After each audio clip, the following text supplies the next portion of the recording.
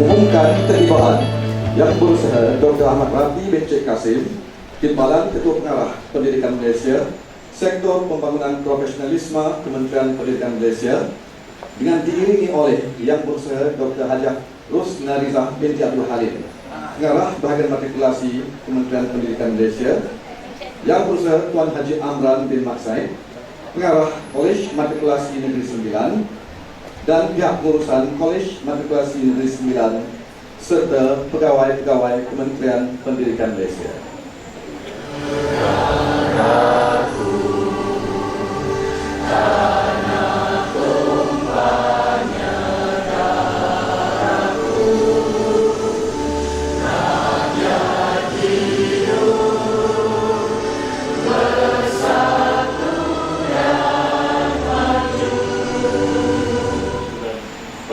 Kesyukuran di atas kurniaan-Mu yang tidak ternilai.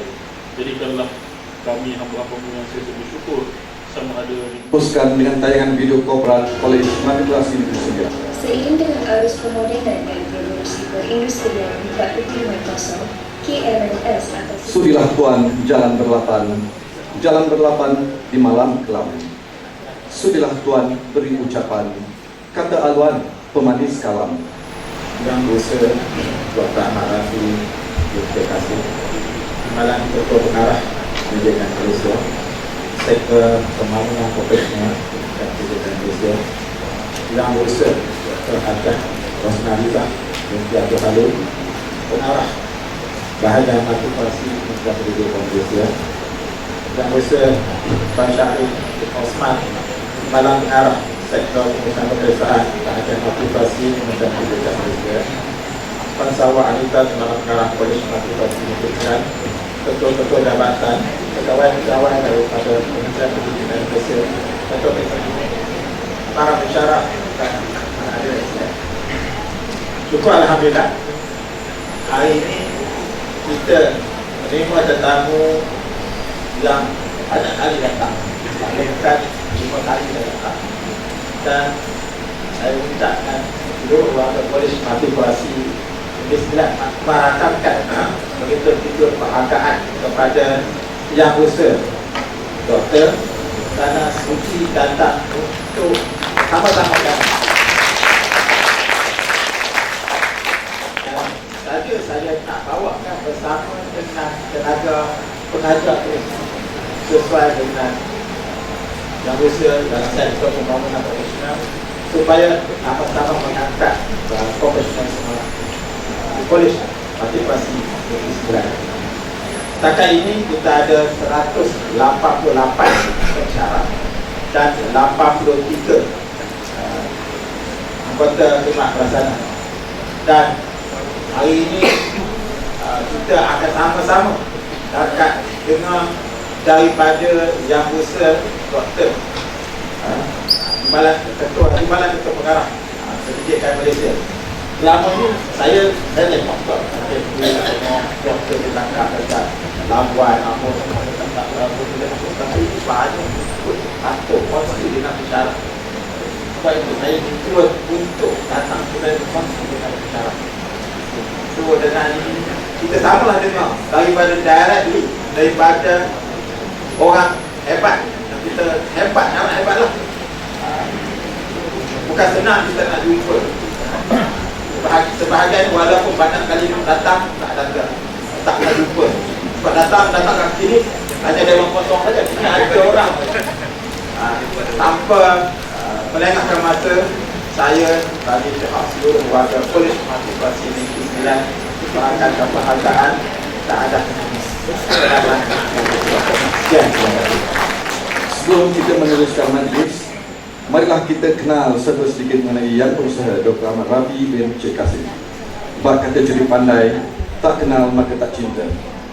Dr. Haji Ahmad Rafi bin Cik Kasim adalah Timbalan Ketua Pengarah Pelajaran Malaysia, Pembangunan Profesionalisme Keguruan Kementerian Pendidikan Malaysia. Beliau adalah lulusan Sarjana Muda Sains dengan Pendidikan Biologi dari Universiti Melaya, Sarjana Pengurusan Sains Pengurusan dari Universiti Utara Malaysia, dan PhD dari University of Missouri, Columbia, Amerika Syarikat dalam bidang Information Science and Learning Technologies. Beliau telah memulakan kerjaya beliau sebagai guru pada tahun 1993. Sepanjang 29 tahun berkhidmat, beliau telah menjawat beberapa jawatan penting dalam Kementerian Pendidikan Malaysia. Beliau pernah berkhidmat sebagai pensyarah kanan, ketua pusat dan pengarah cawangan di Institut Aminuddin Baki, Genting Highlands. Seterusnya, beliau dilantik sebagai Timbalan Pengarah Bahagian Perancangan dan Penyelidikan Dasar Pendidikan BPPDP pada tahun 2015 dan Timbalan Pengarah Kanan BPPDP pada tahun 2017. Pada tahun 2018, beliau dilantik sebagai pengarah BPPDP pada 19 Ogos 2019. Beliau dinaikkan pangkat sebagai Timbalan Ketua Pengarah Pelajaran Malaysia Sektor Operasi Sekolah sebelum akhirnya menjawat jawatan sekarang mulai 22 Disember 2019.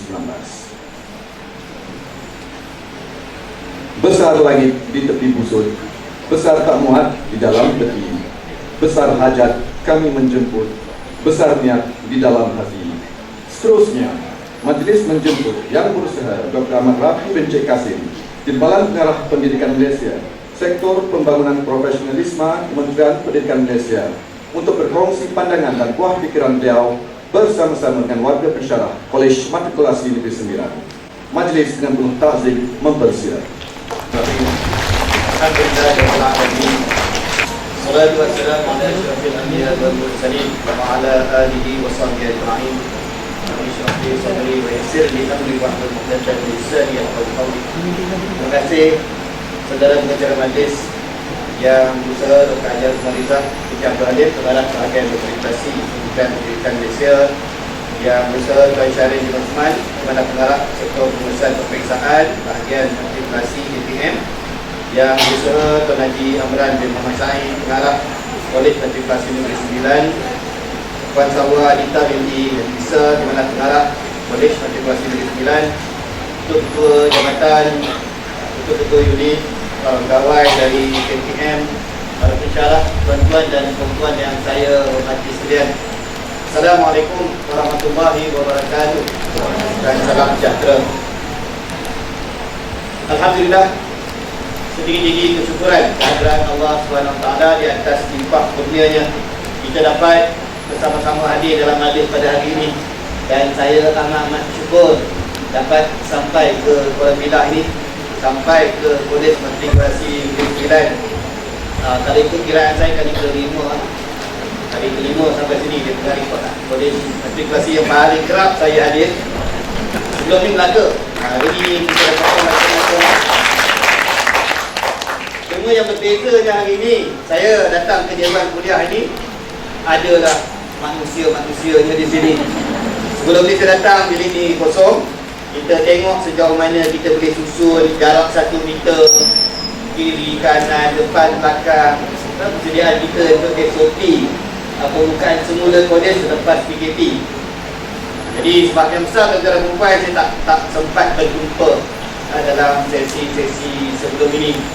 Yang last kali saya datang waktu malam. Waktu malam ketika kita ada isu pelajar kita yang ada jangkitan, kemudian dia spread jadi ramai. Datuk Mak pun datang, Dr. Rul pun datang tengah-tengah malam. Tapi alhamdulillah, cabaran-cabaran berkenaan telah pun berlalu. Apabila Encik Amran minta kita adakan sesi ini lepas saya ke beberapa kolej lain, jadual saya terlalu padat, sukar untuk nak selit waktu itu terlalu banyak mesyuarat, mesyuarat KPM, Kementerian Penuh Mesyuarat. Jadi susah nak lepas keluar. Tapi kali ini alhamdulillah dapat juga, dan saya beritahu Dr. Rusdi, Kolej Matrikulasi Negeri Sembilan ni saya nak kena datang juga. Kena sampaikan hajat saya dan jumpa dengan tuan-tuan dan perempuan. Pertama sekali, saya bagi pihak Kementerian Pendidikan Malaysia, bagi pihak pengurusan tertinggi KPM, ingin merakamkan setinggi-tinggi penghargaan. Terima kasih, syabas kepada tuan-tuan dan perempuan semua atas usaha yang pelbagai. Antara lain, apabila bermulanya pandemik COVID-19, sekolah-sekolah semua tutup waktu itu, cuti sekolah. Tapi kita di Kolej Matrikulasi ini, kita ada 30,000 kan student kita di bawah tanggungjawab kita. Dan di kolej matrikulasi sahaja ketika itu yang solid, semuanya di bawah kita. IPG ada laki yang masih tinggal di IPG ketika itu. Sekolah tak ada masalah, sebab anak-anak semua dekat rumah dengan mak bapak dia. Tapi kita jaga anak-anak orang ni.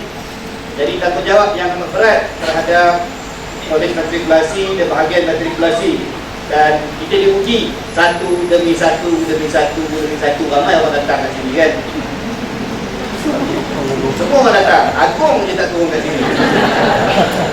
Tapi saya kagum dengan semangat, optimisme, kesungguhan dan kesabaran tuan-tuan dan puan-puan. Walaupun ada pelbagai cabaran yang mendatang, banyak isu yang berlaku, macam-macam peristiwa yang berlaku, tapi semuanya sabar dan meneruskan kerja-kerja masing-masing. Kekal sebagai pendidik untuk memastikan bukan sahaja kita mengajar anak-anak ini yang merupakan cream of the cream. Kita pilih anak-anak terbaik untuk berada di kolej matrikulasi, tetapi juga kita menjadi pengganti ibu bapa, loco parenting, menjaga anak-anak ini supaya mereka selamat berada di sini. Saya rakamkan setinggi-tinggi penghargaan terima kasih kepada tuan-tuan dan puan semua yang berusaha macam-macam benda dibuat. SOP tak SOP-nya dengan sains-sains yang masuk keluar, pergi toiletnya, pergi lift, macam budak sekolah kan. Tapi itu semua dibuat. Dan alhamdulillah kita berupaya mengekang. Walaupun ada banyak kes yang berlaku, habis dah kuartus kita semua diduduki oleh student kita. Suka dia orang yang duduk dekat banglo tu kan. Saya pergi jumpa dia orang, nampak dia orang penuh sangat duduk dekat banglo tu.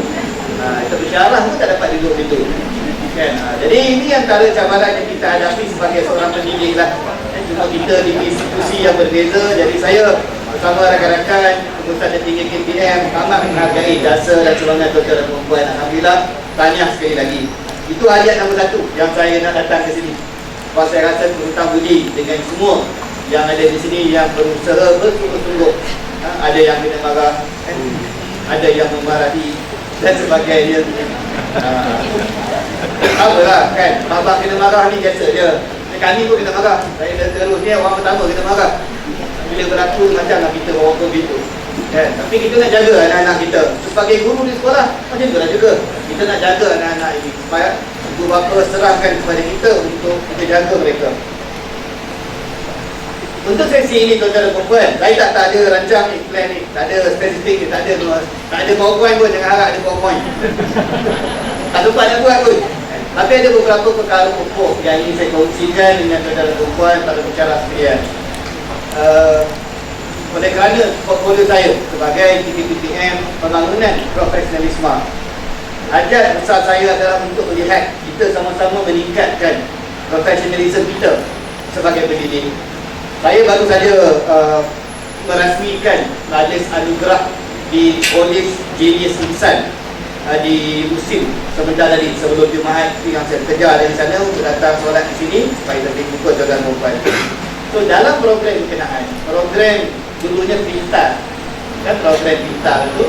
Jadi sekarang di Kolej Genius Insan di musim itu sebahagian daripada rangkaian Kolej Genius seperti mana yang dimiliki kan. Kita tengok kejadian anak-anak di situ yang memangnya purata IQ dia 130. Saya pun tak sampai, jauh lah kan. Purata IQ, purata tak ada yang lebih pada tu. Purata IQ dia 130. Ramai yang hafaz 30 juz Al-Quran. Seorang pelajar tadi yang naik ke pentas kita bagi itu, dia seorang menghadiri 30 persidangan antarabangsa. Kita tak tanya lah bicara kat sini berapa persidangan dia hadir kan.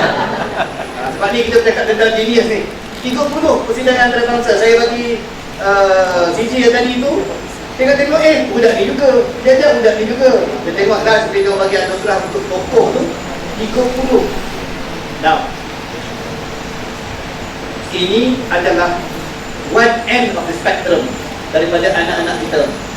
Kalau kita tengok nombor curve yang ujung tu, bukan 5% pun. Yang ini tak sampai 1%. Dekat situ tak ramai pun student dia. Dan kita tahu sebagai pendidik, kita hadapi dengan murid-murid ini masa kita kat sekolah dulu. Bagi yang ramai kat sini yang ada pengalaman di sekolah sebelum datang ke sini, kita ada spektrum murid-murid kita yang pelbagai. So di kolej matrikulasi kita di seluruh negara, 30,000 ini kita ambil yang 5% yang terbaik, dan di samping itu kita ambil juga beberapa persen yang di tengah daripada golongan B40. Ramai di antara anak-anak ini yang tidak dapat peluang sekiranya kita tak bagi platform peluang-peluang sedemikian kepada mereka, dan mereka boleh berjaya dengan cemerlang sekiranya kita sediakan peluang-peluang ini. Untuk membolehkan kita menyediakan peluang ini, kita sendiri perlu dibangunkan. Para pensyarah, para guru perlu dibangunkan. Oleh sebab itulah hasrat kita di KTM, supaya semua guru-guru kita, termasuklah di pensyarah-pensyarah di kolej matrikulasi, naik sama hebat dengan orang lain. Di universiti awam yang menerima student kita, kita dapat lihat saban tahun, dalam setahun kita ada berapa kali mesyuarat lembaga penasihat terus? 4 kali ke? 3 tahun, 2 kali setahun mesyuarat penasihat akademik bersama dengan TNCA Universiti Awam. Dan setiap kali mesyuarat, mereka akan laporkan kepada kita apa yang berlaku kepada anak-anak yang kita latih di program matrikulasi. Dan kita dapat lihat setiap kali universiti mana pun yang melaporkan, dia memaparkan kehebatan anak-anak yang kita latih di kolej matrikulasi. Semuanya hebat-hebat belaka. Kalau ada problem pun, masa first year, selalu kita nampak first year tu dia ada deep sikit, dia terkejut, jumpa orang lain kan. 2 tahun duduk dekat matrik, kemudian masuk universiti, jumpa yang daripada komsik, daripada sistem lain, daripada diploma, dia mungkin ada inferior sebagainya. Terkejut lah kan. Terus ini semua orang suap kata kan, cara matrikulasi ni baik-baik belaka, bagi semua kan, motor tebal-tebal kan, bagi macam-macam, bagi tubi apa semua tu. Saya tengok benda-benda tu. Jadi dia dah terbiasa. Bila pergi dekat universiti first year, biasa dia deep sikit, sebab dia terkejut. Tapi lepas tu kita akan nampak mereka akan meningkat dengan ketara, dan anak-anak ini berjaya dengan cemerlang. Jadi ini menunjukkan bahawa apa yang kita ada ini dah cukup baik dan cukup mantap. Namun ada perkara-perkara yang kita perlu baiki. Oleh sebab itulah antara cabaran bagi pengurusan di bahagian matrikulasi, itu juga di IPG, adalah untuk mendapatkan bekalan pensyarah. Nak dapat pensyarah ni susah. Kalau kita dekat sini, sekurang-kurangnya di bahagian matrikulasi ada program PTC, program pensyarah cemerlang, di mana kita data the best students kita untuk kembali menjadi pensyarah di kolej matrikulasi. Tetapi tak ramai, sikit saja. Boleh saya tengok pensyarah-pensyarah daripada PTC yang ada di kolej matrikulasi Negeri Sembilan? Boleh bangun, nak tengok yang mana satu ni yang cemerlang.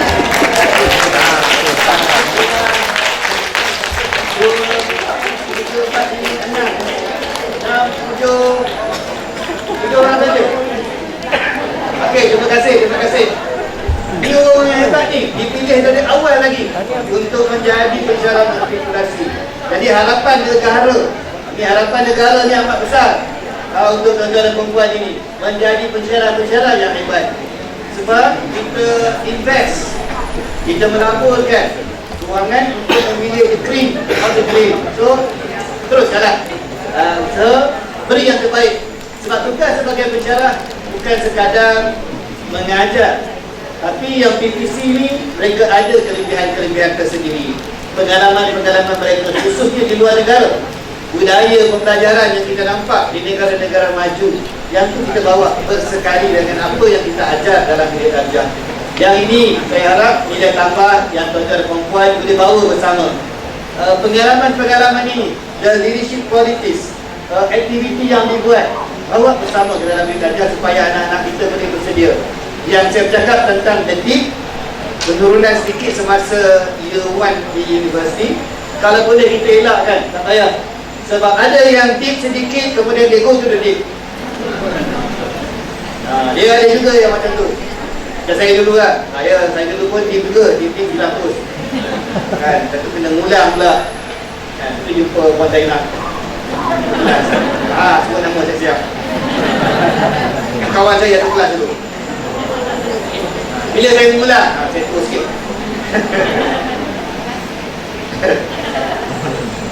Sebab dia deep banyak sangat kan, betul terpaksa pulang lah di Universiti Melayu dulu. Okey, now macam mana kita nak tingkatkan Dalam kerjaya kita sebagai pendidik di KPM ini, kita ada banyak laluan-laluan kerjaya.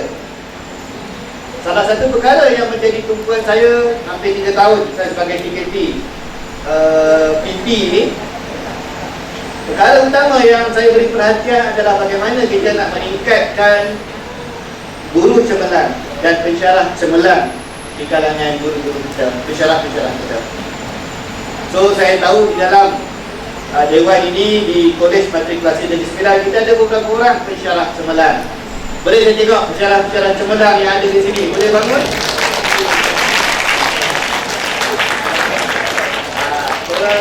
Kurang 3. Akan 3. Ada lagi kan? Ada lagi ni. Itu orang saja. Itu apa yang lain? Dalam datang ni lain tau. Kita tadi dulu ni. Okey, terima kasih. Kita nampak dalam dewan ini kita ada 183 orang pensyarah di Kolej Matrikulasi Negeri Sembilan. Di seluruh negara kita ada 429,000 guru DG. 429 guru DG ini antara insan-insan yang kerajaan beri peluang untuk laluan kenaikan pangkat yang pelbagai, tak macam orang lain. Yang biasa kita dengar TVBK lah kan, 8863, lu kira yang itu je kan. Now we look differently. Itu satu laluan biasa semua orang ambil.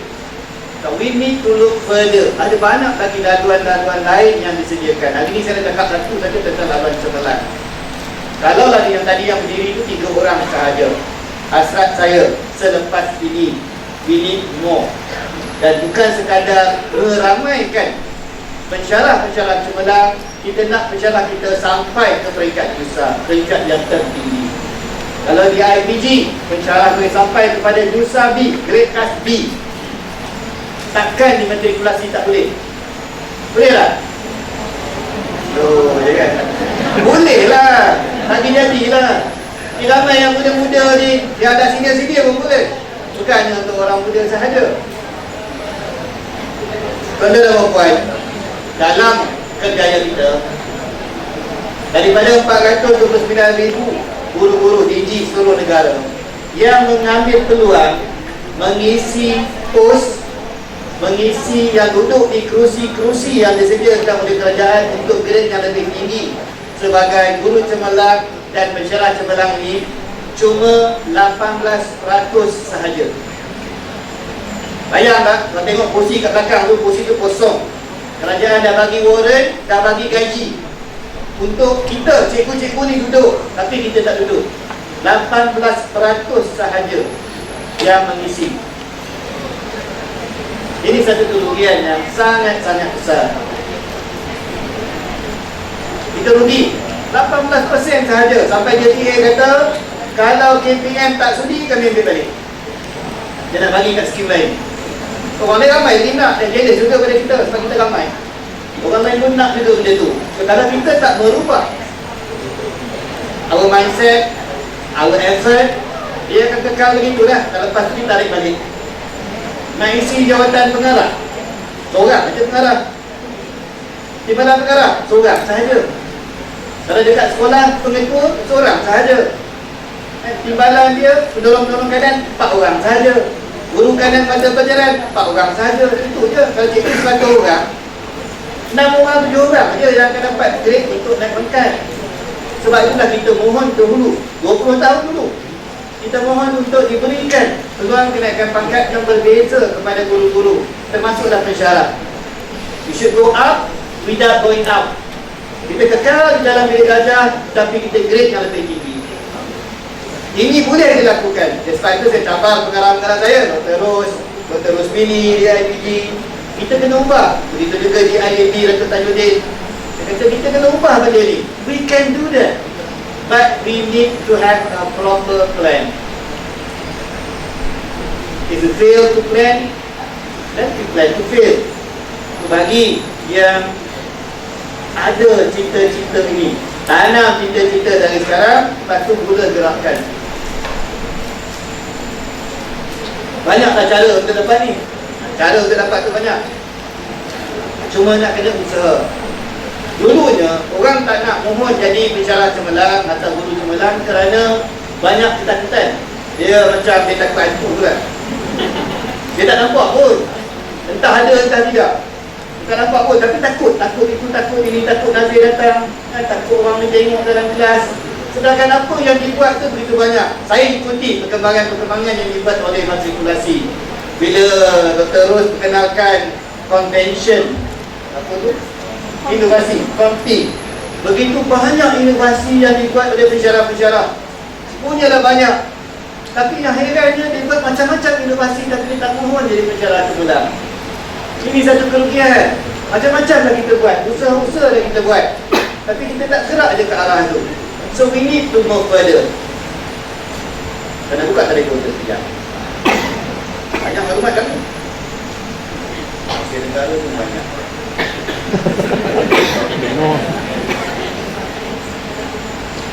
Tak apa, nak rujuk sikit.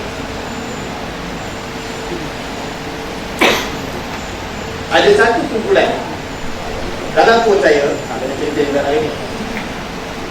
Kumpulan DCPC Mentoring Group. Saya ada dalam grup tu. Baru tahu kan? Saya ada, jadi diam je.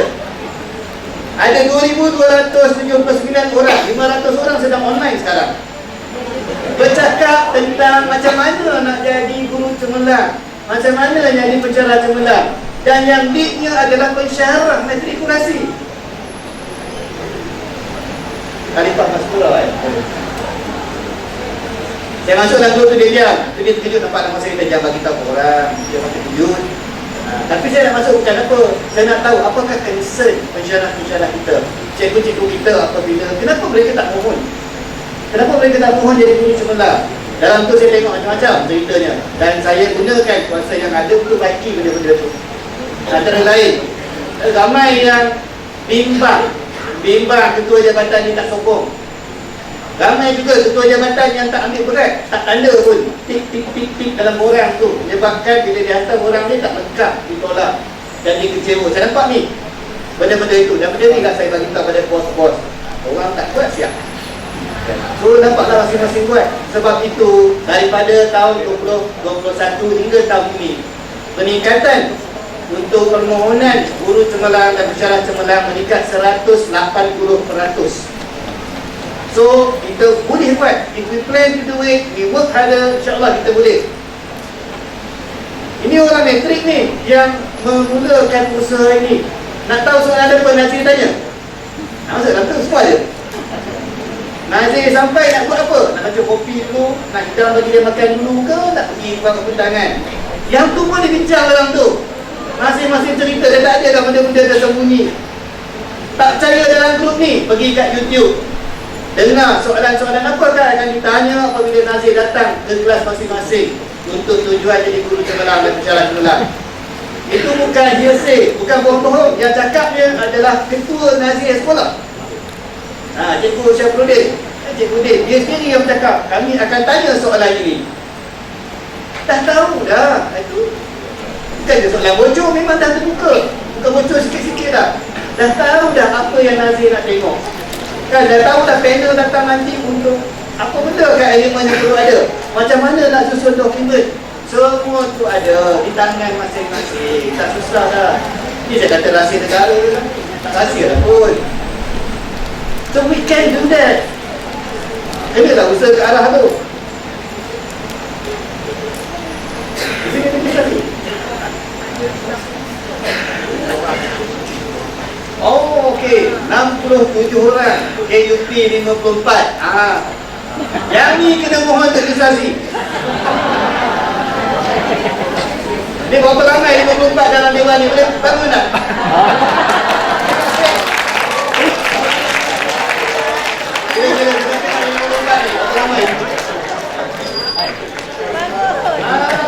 Orang pertama saya tahu lah satu.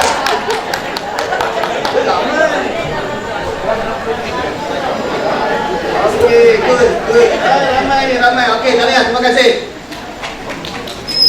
Saya nampak macam 1/3 daripada pensyarah di sini adalah 54. Itu equivalent to Profesor Madia dekat universiti. Boleh lah.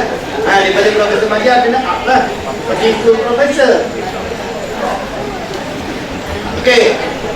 So pengecualian dia nak bersara tahun depan. Itu je pengecualian dia. Yang mana yang bersara 2023 tak apalah. Terus okey. Kita kacau dah. Dia dah administrasi confirm dah. Tapi yang lain-lain ni, you push a little bit further and you can stay here and your grade is equivalent to pengarah bahagian matrikulasi. Ini yang kerajaan Malaysia bagi ni. Dah sedia, dah tepat. Cuma kita nak tak nak je. Kan? Lepas tu dia kata kalau you tak sudi, kami nak bagi kat orang lain. Jadi ini cabaran tuan-tuan dan puan. Saya yakin peluang tu banyak. Peluang pun dah banyak. Dulu kita tak tahu nak tanya siapa. Tapi sekarang dah ramai di kalangan rakan-rakan kita, di sekeliling kita yang berjaya. So, kita dah tahu kat siapa kita nak tanya, siapa kita nak rujuk. Nak tengok sumber-sumber, contoh-contoh macam mana dia buat, semua dah ada. Kalau baca dalam grup Telegram tu, cakap cerita lagi. Najib tu sampai, sebelum dia sampai, macam mana nak buat? Nak call dulu ke? Nak sembang, tanya dia makan apa, tanya dia pakai apa? Dia sampai dia nak breakfast ke, dia duduk kat hotel mana?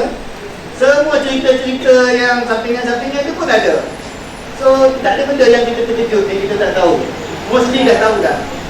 Kalau kumpulkan soalan tu, saya rasa ada beratus dah soalan-soalan yang Nazri tanya bagi macam-macam jenis bidang ni yang dikongsikan dalam grup Khalifah Masura ni. Jadi benda-benda ni tuan-tuan dan puan, kita boleh sekiranya kita hendak dan kita just push little bit further. Perkara ni dekat di hati saya. Saya cakap terang ni sebab saya lah usia yang muda-muda sekali. Bertanggungjawab menyediakan instrumen, membangunkan prosedur untuk lantikan guru sampai ke peringkat grade C. Semasa PM kita 14, dia arahkan semasa hari guru di Stadium Negara. Ketika itu, dia arahkan pada tahun itu 2004. Saya berbalik dari US masa itu. Diarahkan supaya tahun ini 12 orang guru mesti dilantik sampai jusa. Saya dengan arwah Cik Mazlan ingatkan mantan Timbalan Pengarah bahagian matrikulasi. Kami carilah, tak tahu lagu macam mana ni, nak bagi cikgu dapat jusa kan, pergi universiti tanya orang buat instrumen macam-macam. Kumpulan pertama itu yang dapat jusa, umur dia 44 tahun. Cikgu geografi. Saya 41 yang urus macam benda tu.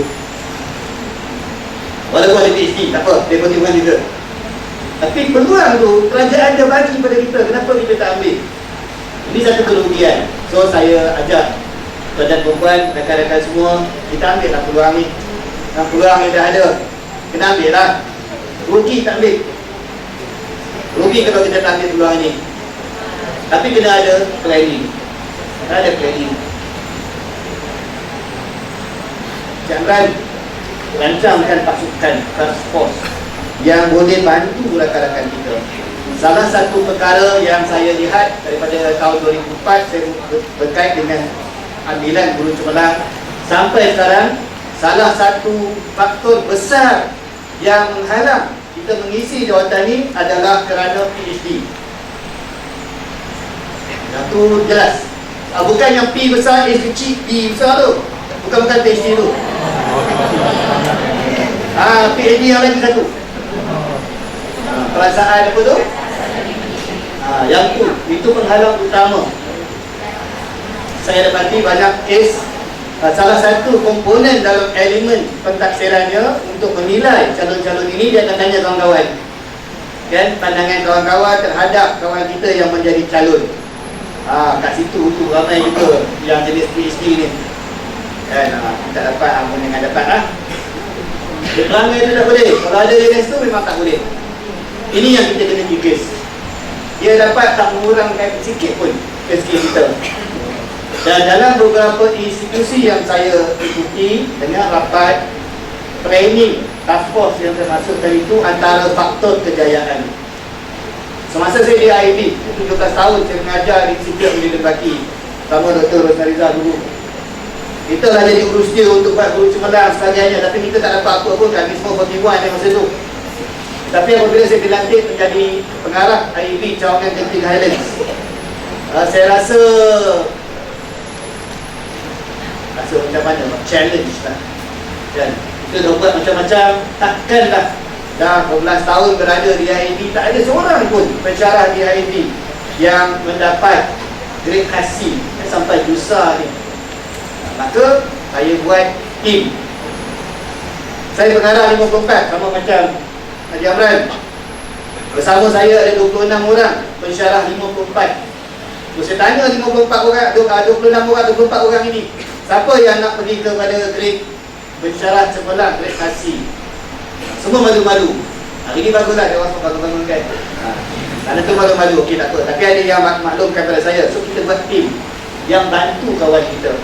Dia tak boleh bagi dia seorang-seorang je pergi masuk perang. Kita lah kena bantu tim kita. Kita kena bantu. Sama macam sukan. Kalau kita tengok di Zijia main badminton. Saya cakap badminton lah kan, tak ada sekolah badminton. Dalam gelanggang tu memang dia seorang. Tapi tim keliling dia tu, coaches dia, fisio dia, macam-macam lagi, pengurus dia, semua tu ramai. Kena bantu dia, barulah dia boleh cemerlang. Roger Federer, seorang je yang main tenis tu. Rafael Nadal, dia seorang je. Tapi tim dia tu paling kurang ada 10 orang yang bantu dia untuk gerakkan dia ke depan. Nama-nama orang kat belakang tu orang tak tahu pun. Tapi untuk bagi seorang itu berjaya dengan cemerlang, dia kena ada tim untuk bantu. So atas prinsip itu, saya tubuhkan tim di IIT Genting Highlands yang membawa kepada seorang aja. Kita target 3, kita coach 3, datang lagi tengok macam-macam, seorang berjaya memecahkan rekod tu, mendapat grade kasih. Dan atas usaha yang begitu, semua orang bantu. Saya antara orang dalam IT, so saya bantu dia dari segi IT. Dia tak lagi nak buat video ke, nak buat animation ke, nanti saya ajar dia. Dia nak buat, saya bantu dia buat. Nak present macam mana, nak berdiri depan skrin pun kita ajar dia. Ada kawan yang pandai dari segi documentation, how to put your finding nicely. Ada orang bantu dia sebab tu. Tak makan pun, nasi datang ni nak makan kopi, nak letak lah apa semua tu pun ada orang bantu. Sampai ke peringkat itu. Tetapi usaha satu pasukan berjaya mengangkat seorang je kali pertama untuk dapat grade kasih. Dan tahun selepas itu 3 orang di IIT Utara dapat grade kasih, termasuk juga di Indo. Sekarang lepas tahun selepas itu pun ada lagi tambahan-tambahan. Formula beginilah yang dibuat di sekolah-sekolah, khususnya di Sarawak. Saya kenal beberapa orang pengetua cemerlang di Sarawak dan Sabah, di mana atas usaha sedemikian bersama barisan guru-guru dia, dia pun dapat dosa. Kalau pengetua, dia dosa C.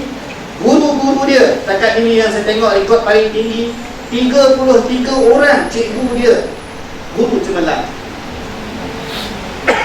Ini cabaran ni, ada kita kat sini. Cabaran kita cuba buat lah. So saya haraplah selepas ini, bukanlah saya bercakap ini, tengok-tengok buka Januari 2023 10 orang jadi. Terima kasih. Dia ambil masa, kena ada usaha berterusan. But we need to plan from now. We need to have a plan. Siapa di kalangan tuan-tuan dan perempuan berhajat sama ada nak pergi pada 44, 48, 52, 54 dan terusnya sampai kepada grade kasih, dia kena ada plan itu. Dan kita kena gerak sama-sama. Barisan ketua-ketua jabatan, tengok dari ramai ketua-ketua jabatan, cuba tengok dalam jabatan masing-masing. Jabatan matematik, jabatan fizik, biologi, akaun dan sebagainya. Kenal pasti calon-calon dalam jabatan masing-masing, and we work together to support each other. Barulah kita berjaya. Kita tak ada harap orang lain kat luar sana untuk bantu. Matrikulasi ni lagi lah orang tak pandang pun. Orang tak tahu cerita dalam kampus ni kan, orang tahu cerita kat luar je. Dan bicara matrikulasi ni dia baik-baik. Dia tak riuh dekat social media macam orang lain. Betul kan? Saya harap kekal gitulah. Kalau dia riuh kat social media kan ni, kau pening. Aduh. Kita jaga dah, kita jaga kebajikan dalam berjalan kita. Alhamdulillah. Sebab kerja dia banyak.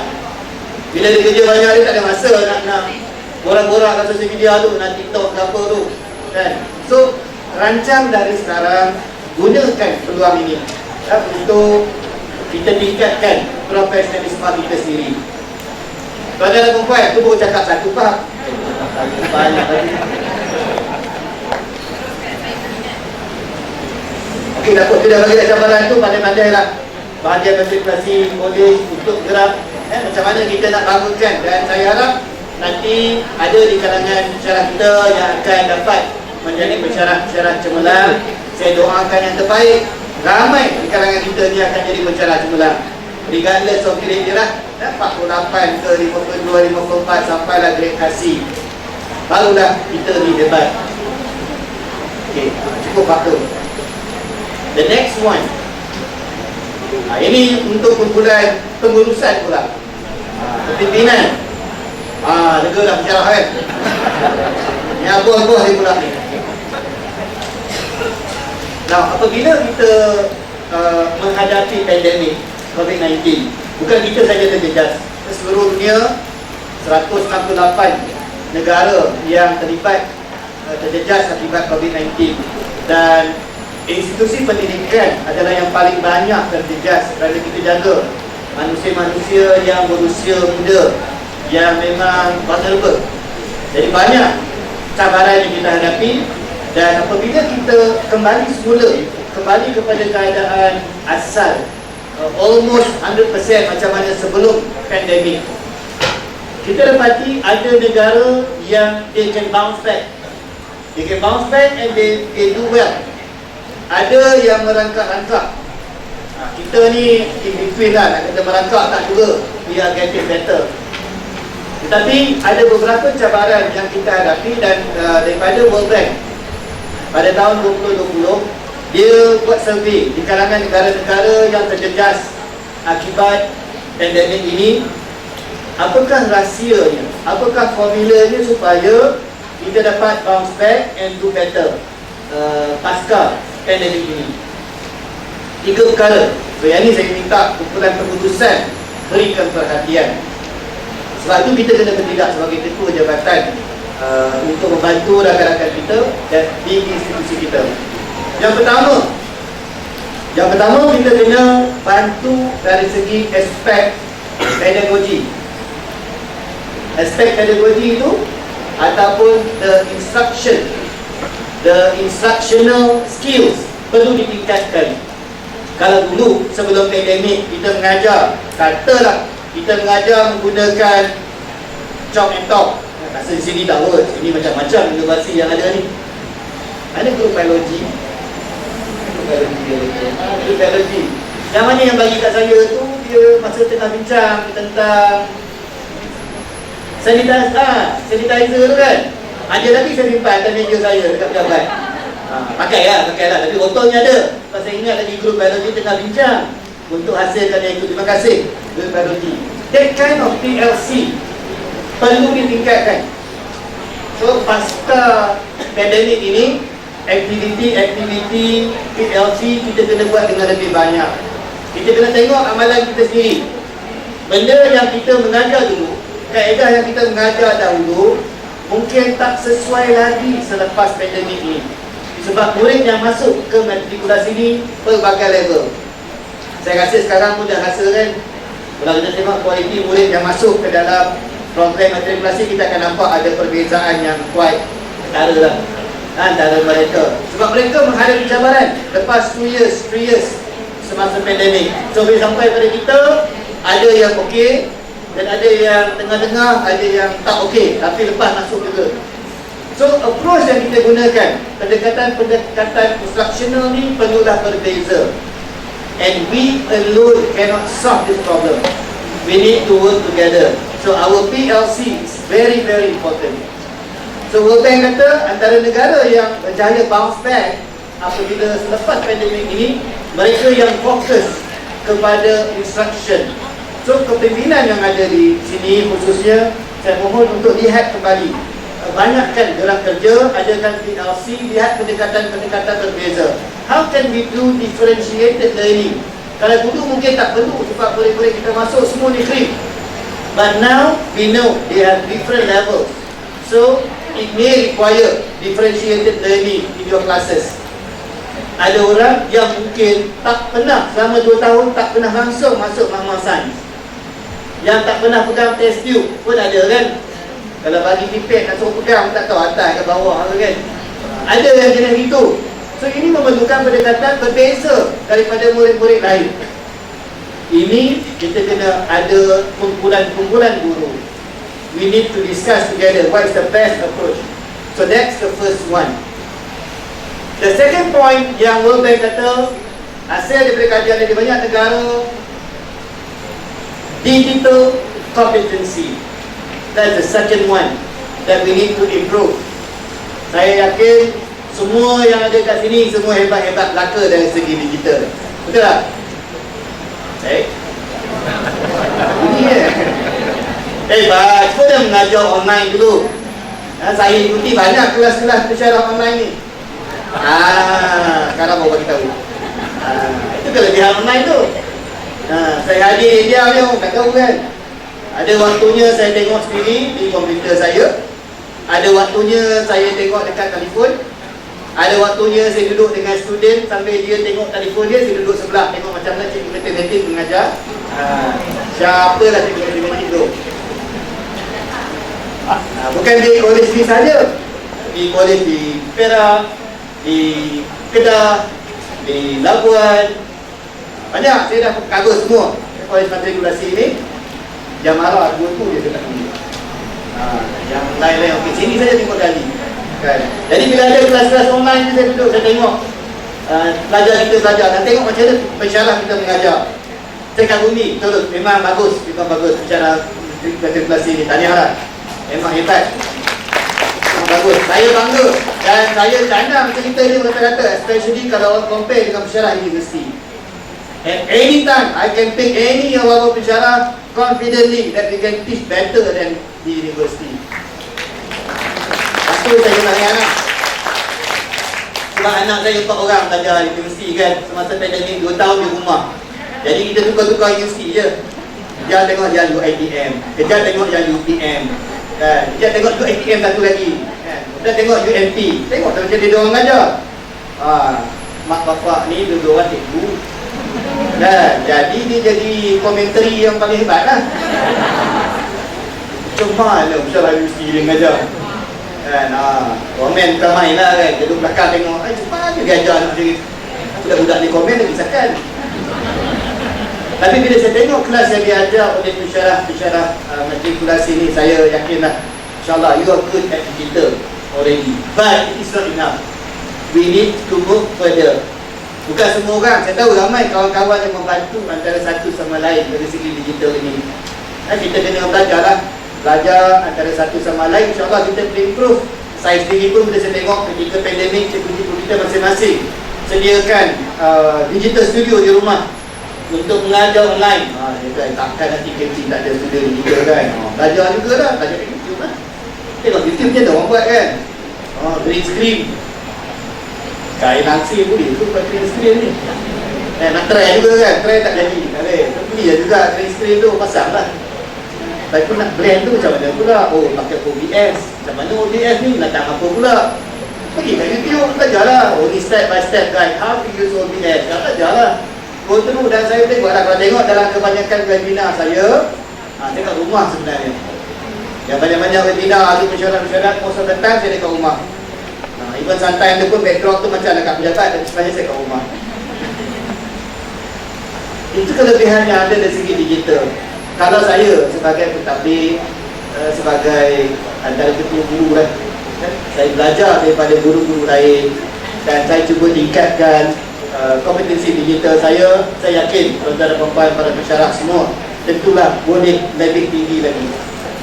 Dan oleh sebab itu, bila kita melihat kepentingan kompetensi digital ini, KPM telah meletakkan satu inisiatif penting untuk kompetensi digital yang akan dilaksanakan mulai tahun hadapan. Dan saya meletakkan KPI kita untuk program ini, di mana kita telah mentaksir semua guru kita di seluruh negara. Dia ada 6 tahap digital yang telah disasarkan. Yang satu paling rendah, 6 paling tinggi yang dikatakan tahap jauhari. Kita harapkan guru-guru kita keseluruhannya, seluruh negara, ini KPI saya, semua guru-guru kita mencapai sekurang-kurangnya tahap 3. So macam TP3 lah kat sekolah harum. So pencerahan semua kena capai sekurang-kurangnya TP3 lah. Tahap 3. So nanti pengarah kena tengok tu, TP3 akan bagi taklimat dan juga program-program khas, kursus-kursus yang kita perlu hadiri untuk kita tingkatkan kompetensi digital kita.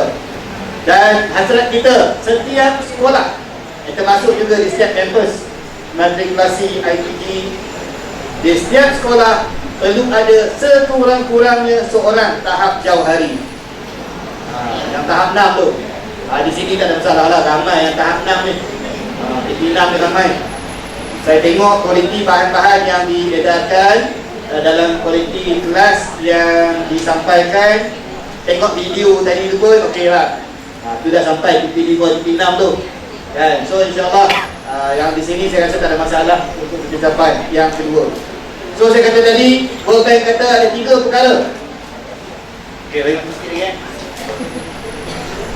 3 perkara tadi, kita dah tengok 2. Pertama, the instructional skills. Yang kedua, digital competency. Dan yang ketiga ni yang sebenarnya mencabar. Yang ketiga dia kata adalah resilience. Resilience ni bahasa Melayu ni apa?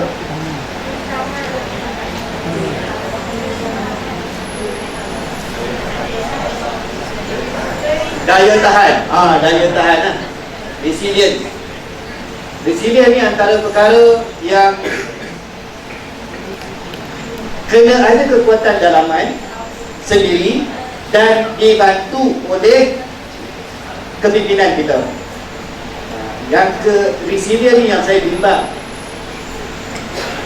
Antara faktor saya bawa dari sekolah dulu lah, resilient ni.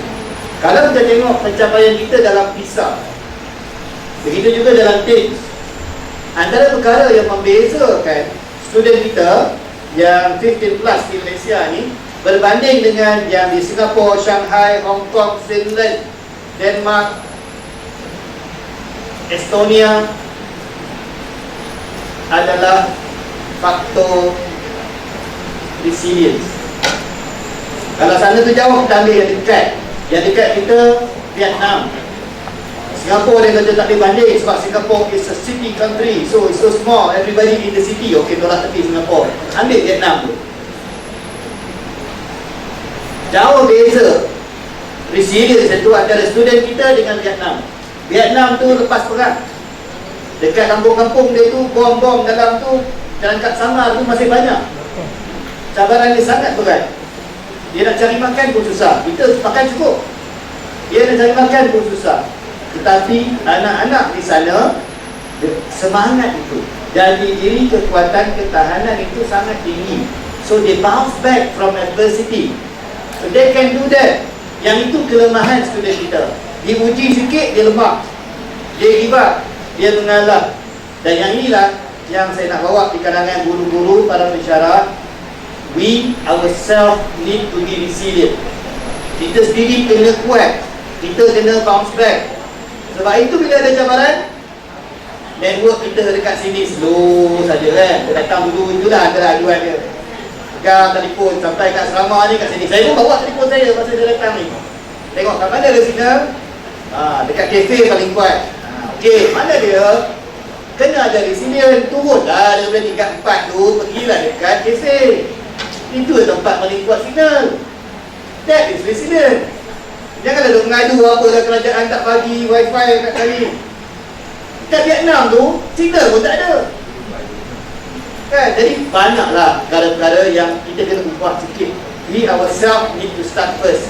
Sebab kita kena contoh teladan kepada anak-anak ni. Kita bagi dia orang semangat sikit. Kita dapat signal ke tingkat 4, tak apa. Dekat library saya tahu antara signal yang paling baik kan? Masa saya datang dulu tengok signal paling kuat di library. Pergilah library. Daripada nak bersedap-sedap dekat tinggal dekat asrama kan, pergilah duduk dekat library.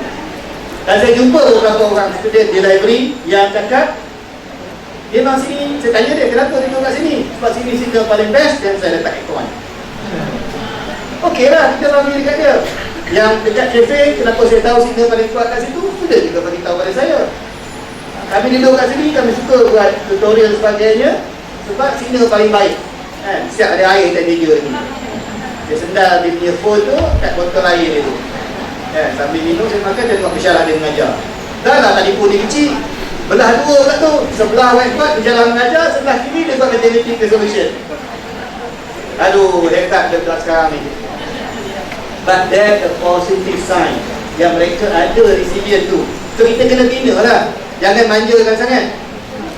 Kita ni terlalu manjakan, bagi everything. Kan, notanya apa dah. Siap soalan-soalan pasir lagi. Jadi kan. Ya. Macam bincang pula tu. Dapat poin kita buat macam ni. Saya tengok, saya pun duduk ke dalam kuliah tu tengok. Sama ada orang tahu atau tidak je. Sorry, terus tak beritahu tu. Ada beberapa kali saya datang, dia diam. So, benda-benda ni penting. It is really important. Dan World Bank nampak bila dia buat kajian, kita dapati negara-negara yang boleh bounce back after the pandemic, dia berikan kelebihan kepada negara berkenaan bila semua orang kuat, sanggup berubah. So we need to teach our students. Now kita dah boleh buat aktiviti luar, kan? Bawa dia orang, bagi dia rasa sikit kepayahan, kesusahan, bagaimana we can work together to strengthen ourselves. So 3 perkara yang disebut oleh World Bank itu, saya mohon pengurusan di college cuba lihat bagaimana kita dapat bina struktur dan kita bangkitkan di kalangan para pensyarah kita dan seterusnya anak-anak kita. Masuk tahun depan ni dah bulan Disember, bulan berapa exam? Bulan ni 15 ni nak exam dah. Lepas tu dia ada lagi kan sampai Mac kan. Only percent lah, end of percent. Then there's another one lah sebelum habis. Dan next year kita akan jumpa satu lagi batch yang lebih unik daripada yang ada sekarang. Sebab mereka form 4, form 5 tu memang dah tolak. So tadi yang batch ni dia ada juga sikit-sikit kan. So kena akan dapat lah perbezaan-perbezaan itu. So kena berhati-hati lah. And we need to prepare ourselves. Tahun ini di matrikulasi kita tak capai 30,000. Tahun ini unik kerana kita tak capai 30,000. Pihak universiti ingat kita ambil ramai student di matrikulasi sehingga dia tak masuk program-program diploma, program-program asasi. Tadi kat USIM pun orang tanya saya. No, dia kata no. Kami matrik kami tak ambil ramai-ramai ni. Kita ikhlas jadi orang tak datang. Kita ada sekelompok murid kita yang berkelayakan. Dia tak masuk ke matrik, dia juga tak masuk ke program-program lain. Kemana mereka? Ramai yang kerja. Ramai yang kerja.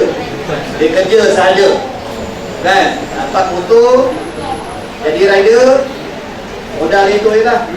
Pulang alik dapat dia beli motor, kan? Dia dah rasa okey lah. Dan mak bapak dia pun suka. Dia kata okey dah, cukup dah, dia boleh hidup sendiri. Buat masa ni lah. Yang ni yang kita bimbang. Ini ada kaitannya juga dengan resilient itu. Sebab apabila dia dah datang ke kolej kita, dia kena lepaskan. Yang dia pegang duit tu dia kena lepaskan. Jadi kena belajar macam orang lain. Dia akan rasa susah. Ini tanda-tanda lemahnya resilient mereka. Dia give up lebih awal. So negara kerugian anak-anak ini. Di peringkat sekolah, saya berkongsi dengan rakan-rakan di sektor operasi untuk kita tangani. Di mana-mana saya pergi, saya akan jumpa dengan kaunselor supaya dapat tackle murid-murid ini lebih awal, supaya mereka tak cepat mengaku kalah. So we need to change this. So di sini juga, kalau kita dapat lihat di kalangan pelajar kita yang nampak dia nak mengalah, so we need to help them, we need to support them. Di sini ada kaunselor, dua orang kaunselor. Di sini saya mohon kaunselor bantu rakan-rakan kita yang lain untuk bimbing semula anak-anak ni. Jangan biar mereka hanyut. Akan ada yang akan cepat mengalah. So we need to change this. Tuan-tuan dan puan saya mati sekalian, saya rasa saya kena stop situ dulu. Bukan boleh dia cakap kami ni. Dia cakap dari hati ni, dia kata-kata dia pergi. Kan, tapi saya rasa 2 poin utama yang saya bawa hari ini, saya harap dapat memberi manfaat dan juga menjentiklah juga tuan-tuan dan puan. Kita berjentik hati masing-masing. Janjilah pensyarah cemerlang Saya nak jumpa nanti. Saya nak interview. Kalau pergi Nusa tu saya interview. Kalau kan ada yang terus interview ke kan? Biasa yang Nusa tu saya interview lah kan? Mudah je. Saya mana nak bagi je. Kan kempen ni. Soalan nak tanya pun ada lah. Siapa nak tahu dia bagi tahu soalan. Tak ada sembunyi-sembunyi kan? Soalan pun dah bocor lah. Kata-kata ada. Kalau kita nak tak nak sahaja. Saya harap kita sama-sama bantu each other. Kita kena bantu rakan-rakan kita. Kita sendiri mungkin tak cukup kuat, tapi bersama-sama dengan kawan-kawan kita, kita boleh jadi hebat. So saya doakan yang terbaik untuk semua. Tadi yang Brian kata ada ramai yang tanya soalan kan. So saya tinggalkan sedikit masa kalau ada yang nak tanya soalan. Saya mohon maaf kalau ada kekurangan daripada perkongsian saya hari ini yang tak betul. Moga-moga ada sedikit manfaat untuk saudara perempuan, dan jika ada lapangan, ada peluang, ada rezeki, insyaAllah saya ini kembali semula ke sini, walaupun ini yang paling banyak, tapi nak datang tengok lagi. Tapi yang mana ada kelas online tu, insyaAllah lah saya jenguk-jenguk juga. Yang mana yang terbuka tu untuk dekat di hati saya, insyaAllah. Okay, sekian wabillahi taufiq wa hidayah. Assalamualaikum warahmatullahi wabarakatuh. Assalamualaikum warahmatullahi wabarakatuh. Saya Puan Hashimah binti Abdullah, pensyarah khusus pengurusan perniagaan. Soalan dari hati, adakah A menjadi grade A menjadi kejaran kita yang kita kejar? Sebab tadi doktor kata yang masuk ada yang so-so kan? Ada yang mungkin dia slow. Apa yang kita nak sebenarnya? Sebab bila doktor cakap mengenai resilience ni, saya rasa macam seolah-olah mungkin doktor boleh menasihatkan saya, ataupun doktor boleh memujuk hati saya. Sebab saya rasa saya seolah-olah macam zalim kepada pelajar. Betul, saya bagi latihan sebanyak mungkin, drill mereka. Soalan pasir, betul, saya sediakan yang jawapan.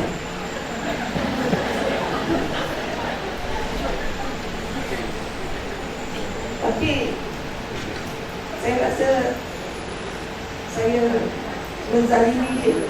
Sebab saya rasa, boleh ke dia survive nanti? Boleh ke dia, ada ke orang yang akan melayan dia begitu nanti? Sebab saya nak kejar ranking top 3. Saya nak A banyak. Saya nak IPP tinggi.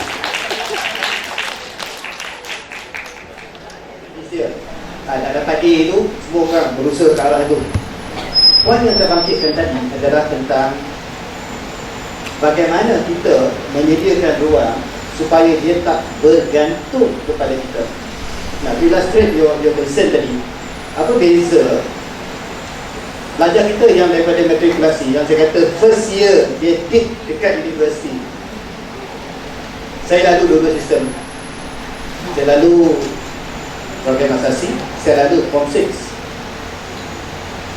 Dekat asasi, sama macam matrikulasi, kita sediakan nota, ada latihan, pensyarah bimbing saya, macam mana nak jawab soalan, tu pun feel juga. Arah dalam pensyarah, tolong lah saya, semua nak tolong lah, pasal paper nak minta pensyarah. Also, candidate under lecturers. Dan bila saya tak dapat banyak benda, sebab saya jauh dari orang lain, I fail. And then I went to form 6. So I went to form 6, nobody helped me. So masuk form 6, saya terus pergi pada upper 6. Saya masuk bulan 5, bulan 6 dan tutup dah pendaftaran untuk STPM. Saya merayu untuk pendaftaran lewat dan dibenarkan.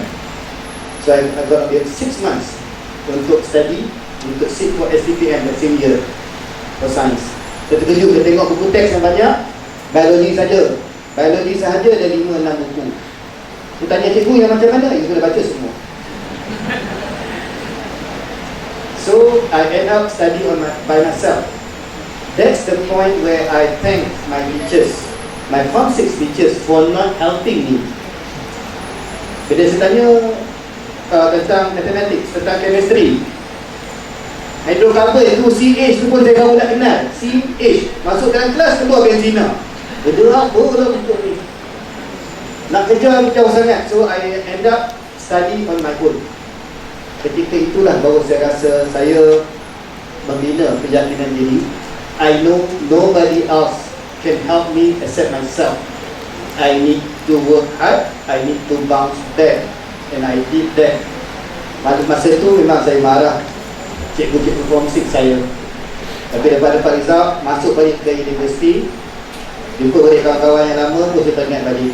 Ini sebenarnya peluang yang diberi oleh guru saya supaya I learn differently. So I get the opportunity to learn differently. So it's not a study, it's not a research. Mungkin boleh pakai, mungkin tak boleh pakai. But for me, the lesson learned, create that opportunity.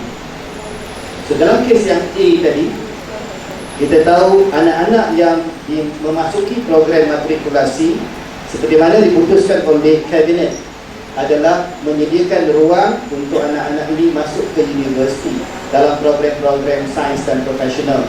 Kita kekurangan sangat tenaga kerja dalam bidang ini. Kalau kita tak create this opportunity, kita tak ada. So now kita ada program matrikulasi. 30,000 orang boleh masuk every year. Orang lain pun sibuk nak masuk ke program ni. Kalau tengok soalan parlimen, itulah soalan paling banyak. Every year orang lain pun nak masuk juga. Tetapi yang dah ada pada kita ni, we need to create that opportunity. Bukan salah nak tengok yang past year papers. That's one way of learning. Tak salah kita untuk bantu budak-budak untuk mengajar, tapi kita tak boleh fulfill everything. We need to teach them how to learn as well. It's not just giving. Yang ini pun kena berhati-hati. Baru-baru ini dengan pihak universiti, apabila kita melihat ramai di kalangan guru-guru kita yang menerima HLP, hadiah latihan persekutuan, tak berjaya graduate on time. Baru 2 minggu lepas saya chair meeting dengan semua TMC awam. Dan masing-masing tunjuk plan dia macam mana masing-masing nak berusaha supaya dapat GOT. Di akhir itu saya rumuskan kepada semua TMC, saya rasa kita rasa bersalah macam cikgu sebut tadi tu. Yang buat sebut tu saya rasa bersalah. Sebab universiti terpaksa buat plan spesifik macam mengajar budak sekolah supaya cikgu-cikgu kita dapat graduate masters dengan PhD dia on time. Dia kata that's not what we want. We want them to grad on time, tapi jangan kita spoon feed everything satu persatu, step by step. Nak buat apa semua kita bagi. Esok kalau dia grad pun, dia balik kat sini, dia tanya tak mengarah, dia tanya dekat ketua-ketua jabatan, nak buat apa lepas ni, nak buat apa lepas ni, nak buat apa lepas ni, macam mana nak buat. Dan we have to spoon feed everything. Kita tak nak negara kita dengan masyarakat sedemikian. Kita nak hebat macam orang lain. So tak salah buat ide, nak dapat A, nak dapat top 3, top 1,000 tak apa. Buatlah. Cuma kita kena berhati-hati dari segi sebanyak mana yang kita beri. Spoon feeding is an issue. Dan kita tahu ramai di kalangan anak-anak kita, terutama yang bukan yang the high end, dia memerlukan bimbingan.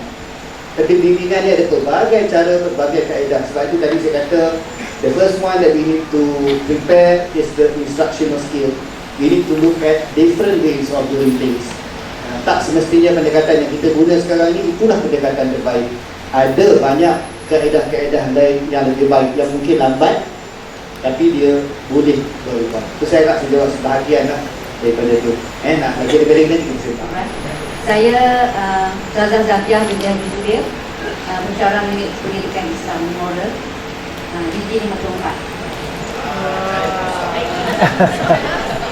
Okay, persoalan saya ringkas saja. Sebenarnya apa yang doktor terangkan tadi berkaitan dengan panjang lebar, berkaitan dengan persyarah surulang dan sebagainya, aktivisasi dan sebagainya, saya yakin semua pensyarah ada semangat untuk ke arah itu. Tapi memandangkan mungkin ada setengah yang masuk di saya dah yang akan nak ambil apa ni untuk ke persyarah surulang tu, untuk nak menyediakan bahan-bahan fail, kemudian peningkatan diri dan sebagainya itu, mungkin ada setengah yang bagi ke arah tu ambil masa dan sangat sukar. Jadi kalau kita lihat, kalau saya silap, kalau saya minta maaf, pada 2018 ada skim kenaikan pangkat untuk perkhidmatan pendidikan ini ke DG 56 dan tak wujud. Okey. Cuma adakah kenaikan pangkat untuk kolej matrikulasi itu ada peluang tak untuk ke DG 56 selain daripada laluan yang sekalilah dan sebagainya. Itu soalan ini. Tadi dalam laluan kerjaya kita sebagai pegawai perkhidmatan pendidikan tak ada lagi. Tapi kita ada banyak laluan lah. 6 atau 7 laluan kita sebenarnya untuk DG ni. So tak apa, susah lagi bagus daripada 56 ni. Aplikasi lagi hebat begitu. Gradasi tak dapat kereta. Itu je beza dia. Gaji dia sama, allowance semua sama, dia cuma tak ada kereta. Tapi kalau Jenderal minta dapat jusasi, dia jusasi ada kereta. Dia sama macam dia dapat pengurusan, dia laluan dia lain. Kalau pensyarah, dia lawan PDP, dia grade kasih. Kalau jawatan pengurusan, pengetua sekolah, pengarah IPG, pengarah matrikulasi, dia jusasi, ada kereta. Habis kira 70 kan. Ini ramai dah pakai Mercedes kat sini. Nah, yang kata tadi kesukaran tu, yes, memang ada kesukaran. Kalau senang, semua orang dapat dosa. Memang ada kesukaran, tapi dia bukan mustahil, bukan impossible to do. Kan, peluang tu ada, kena ada planning dan kena buat. Dia tak boleh tiba-tiba saya tahun depan nak dapat dosa, baru nak siap-siapkan tu. Memang tak boleh lah. Sebab tu saya, bila saya pergi ke IPG sebagai contoh, bila saya cakap dengan pelajar-pelajar IPG tahun akhir yang nak keluar, yang akan pergi interview SPP untuk jadi cikgu, saya bukan cakap bagaimana nak jadi cikgu. Saya akan cakap terus tentang bagaimana jadi guru cemerlang. Esok lusa insyaAllah, hari Jumaat, Sabtu, Ahad. Hari Ahad saya akan ke Johor. Ini saya ada siri kuliah adjunct profesor di UTM dengan bakal-bakal guru yang buat education di UTM Skudai. Saya akan cakap tentang benda ni. Saya akan bagi tahu dia kena bersedia untuk jadi guru cemerlang, bukan untuk planning untuk berhadapan dengan SPP untuk interview, masuk dalam perkhidmatan. Yang tu saja tak cukup. They need to plan earlier on. So dia kena ada plan jangka panjang. For the first 3 years, what should I do? Dia yang jadi isu kita ni, the biggest culprit. Ni kita cerita juga lah, ni dari hati juga kan dulu. Ayolah, sorry lah, dari hati. The biggest culprit is TDDK. Sorry to say, but that's the biggest culprit. Bila ada orang tu usaha, dia prepare dokumen dia buat, kemudian dia buat inovasi. Nak buat inovasi bukan hari ni buat, esok dah boleh makan. We need to test it out. We need to do it in our classroom. Kena tengok result, and then the next cycle kita buat kajian tindakan. Kan? PDCA, after one round, kat mana kita nak improve, do reflection, then do the improvement. It takes time. Tahun depan pula nak buat lagi, the next batch and the next batch. Pada time dapat dah 3 tahun. Lepas 3 tahun dia kumpulkan dokumen, hantar orang permohonan untuk guru cemerlang. Tahun keempat, kan, dia berisi orang, hantar. Sementara Nazir datang tahun ke-5. Dia kata, jam tahun depan dapat TDDK. Dia tak nak. Kalau yang grade 52 lagi lah, kan, 52 dia kata, jadi pengetua sekolah, grade 52. Nak tunggu confirm, nak dapat 52 tu, lepas tu dia nak mohon untuk jadi pengetua cemerlang 54. Dia fikir lah, kalau tak buat apa-apa pun 3 tahun dapat juga. Saya tak payah buat apa lah. Dan dia silap, kerana pengetua sekolah grade hakiki 52 ni, bila dia dapat 54 KUP tandis dengan yang KUP 54 cemerlang, ada bezanya. Walaupun nampak sama, gaji dia sama, bagi yang dapat cemerlang 54, immediately dia boleh mohon juzah. Dapat saja 54 confirm dari surat tu, terus isi borang untuk juzah. Boleh terus mohon untuk juzah. Tapi yang KUP time days, dia kena tunggu sekurang-kurangnya 3 tahun. Nanti becek dulu kan. Dia ada beza sikit. So, apa yang kita boleh buat, terutama ini yang muda-muda, Yang tak muda sangat pun okey, dia banyak lagi kurang ni. We need to plan ahead, kan? Kalau kita rancang, contohnya by next year saya akan submit orang saya. So now dah kena start dah dokumentkan.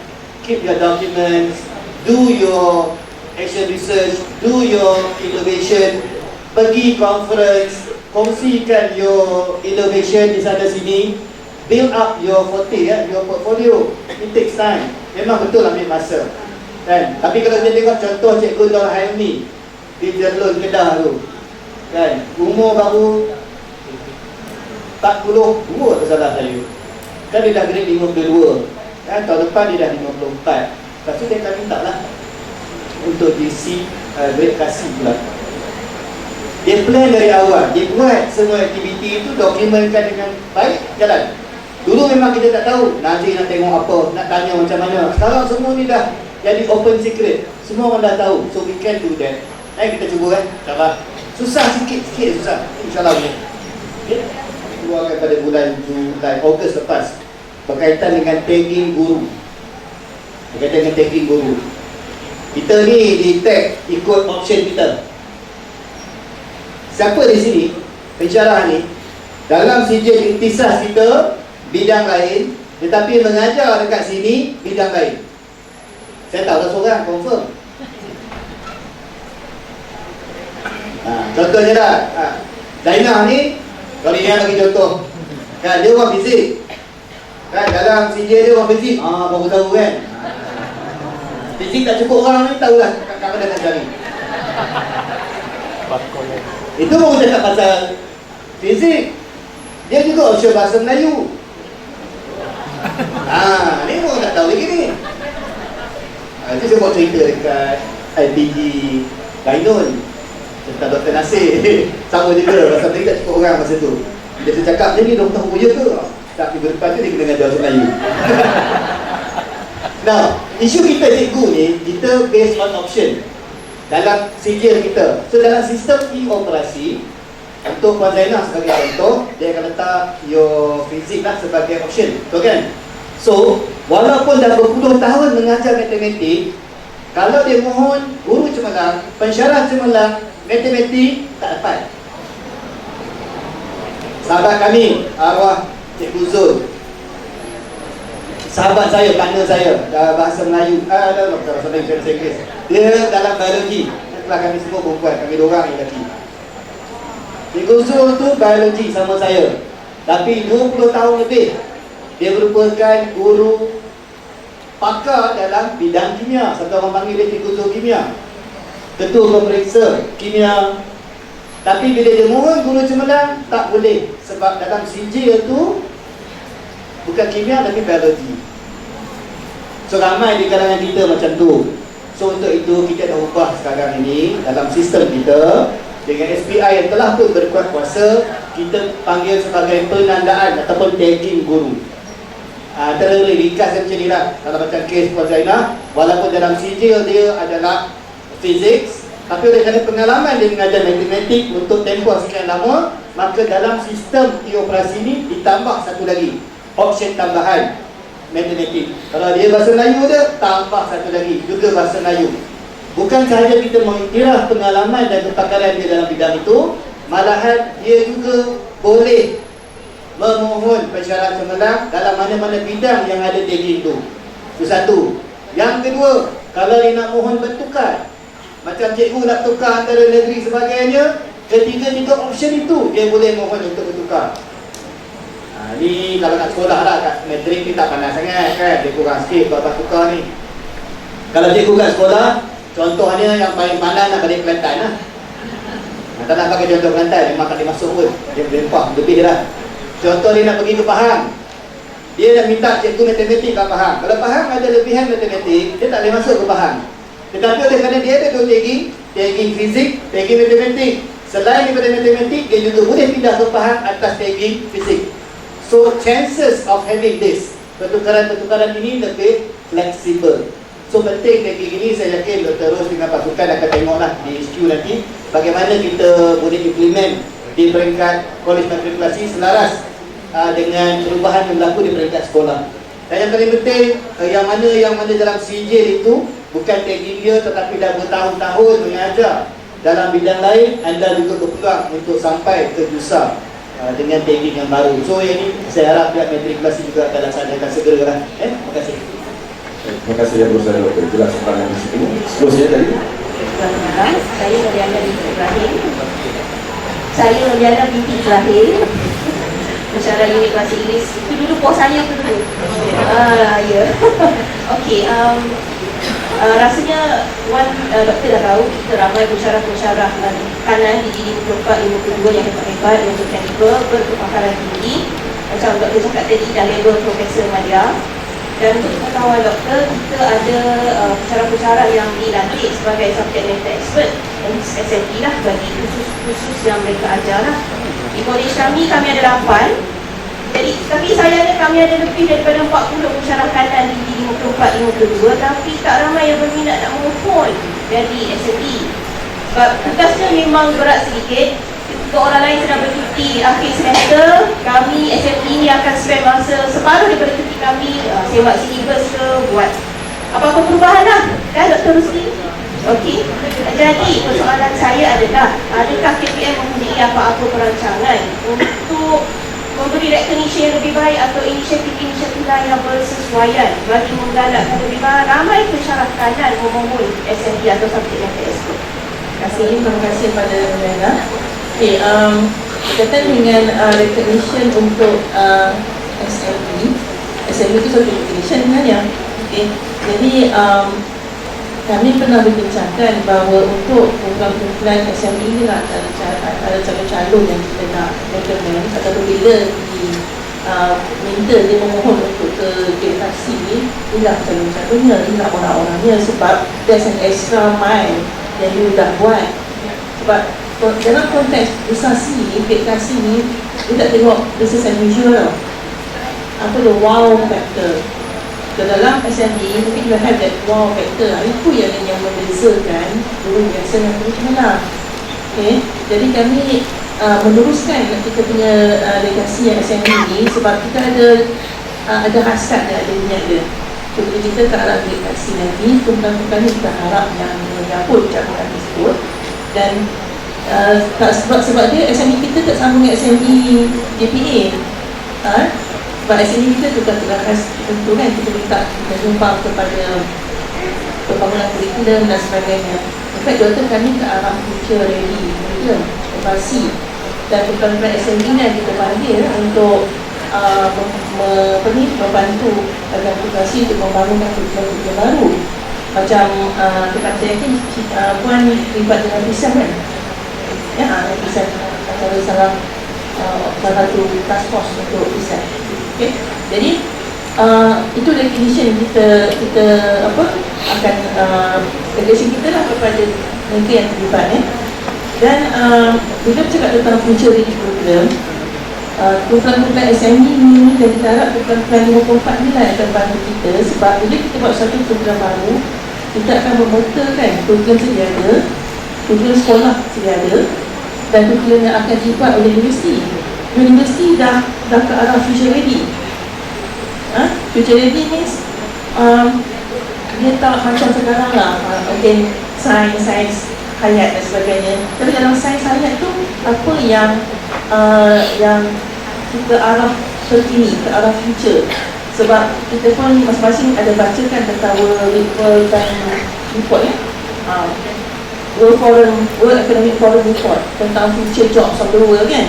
Jadi the future jobs is different. So kita ni pemegang kepada universiti pula dia akan membekalkan pelajar untuk job ready kan. So mereka pun sedang berubah dah. Mereka sedang berubah, kurikulum sekolah pun akan berubah sedang disemak semula. Dan kita perlu bersedia lah untuk perubahan tersebut. Jadi apabila contohnya sekiranya katakanlah bagaimana menjelaskan sebagai kod tentang perempuan macam tadi kan, untuk terlibat dalam pembangunan kurikulum baru, it will be a good exposure kepada perempuan sebab tuan akan terlibat dalam pemetaan kurikulum ini dan akan menyumbang kepada pembangunan kurikulum baru. So itu yang kita nak beri, itu yang extra mile yang di peringkat pembangunan kurikulum yang akan terlibat. Dan daripada satu. Dan the wow factor tu tuan-tuan sendiri, apakah the wow factor yang tuan-tuan buat yang boleh menyumbang kepada untuk dapat edukasi. Jadi perkara gini nampak macam remeh lah, berat, tapi the hasil tu, contohnya macam Krisel tu, dia dah lulus, sekarang nak keluar surat siaran, kumpulan elemental dan profesional, dia rasa bangga tau, ya. Sebagai tim yang membuat kerja tu, dia rasa bangga sebab Krisel tu akan digunakan di semua kolej akuntansi, di semua sekolah rendah dan juga di semua aktiviti. Bagi saya sangat membanggakan. Tak tahu lah kalau yang lain tu, saya that's very, itu satu perkara yang menjadi satu sejarah di mana program akuntansi membawakan satu kurikulum. Bukan kerja kita pun, tapi kita jadi peneraju. So, itu yang saya nak. Jadi, that will be dalam punya CV lah CV dia sebagai penumpang kepakaran dalam membangunkan post-secondary English Language Curriculum Framework, PISA dan penjadi. So, kalau saya nak semua macam tu, khususnya di 54 ni, in your own bidang sendiri, ya. So, kami dapat peringkat untuk FRC tu, dan kami akan call lah setiap, biasanya kita call yang 54 dan senior lah, sebab we have been long here, so that kita boleh menyumbang kat satu yang baru. Sebab kita tak boleh lagi dah macam orang kata dalam hati ni, kata yang the school fee semua tu kan, we have to go away from that. So, school fee ni tak ada masalah. Bagi pas kita kat universiti pun actually kita bagi kan pasal question kan, tapi ada elemen yang mereka perlu mencari sendiri, perlu mencari jawapan sendiri, itu kita kena bagi keluar. Jadi banyak perkara yang kita akan review sebenarnya, tapi bukannya sekarang lah, itu review will be in 2026, tapi kita kena ambil iktibar pada apa berlaku sekarang untuk kita tambah baik dengan kita.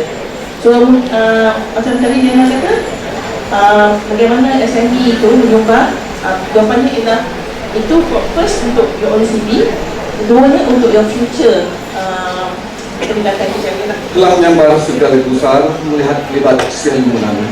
Sesi bergambar keluarga besar jadi kenangan sepanjang zaman. Majlis diteruskan dengan sesi bergambar beramai-ramai bersama dengan Yang Bersalah Dr. Ahmad Rafi bin Cik Kasim sebagai rakaman tanda kenangan.